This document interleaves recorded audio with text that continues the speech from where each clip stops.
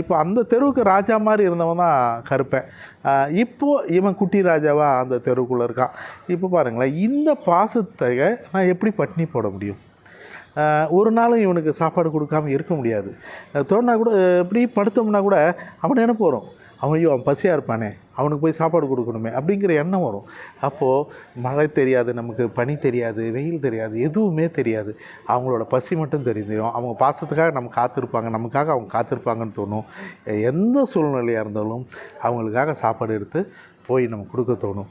இந்த மாதிரி ஒரு நாள் தவறாமல் அவங்களுக்கு வைத்தியம் பார்க்குறது, அவங்களுக்கு சாப்பாடு கொடுக்கறது, அவங்களுக்கு கருத்தடை பண்ணுறது, இந்த மாதிரி எல்லா விஷயங்களும் செய்கிறதுக்கு நிறைய பண தேவை இருக்குது. ஏன்னா என்னை தாண்டி ஒரு 200 நாளைக்கு மேலே போயிட்டதுனால அவங்களோட உதவி இல்லாமல் அது செய்கிறதுக்கு வாய்ப்பே இல்லாத சூழ்நிலை உருவாயிருக்கு. இதுக்காக வேண்டி இந்த தொடர் உதவியை உங்கள்கிட்ட இருந்து எதிர்பார்க்குறேன். அது அவங்களுக்கு நல்லதாக போய் சேரும். உங்களோட உதவியை தொடர்ந்து செய்யுங்க. நன்றி, வணக்கம். நீங்களும் உணவளிக்க உதவலாம். Please help us to feet.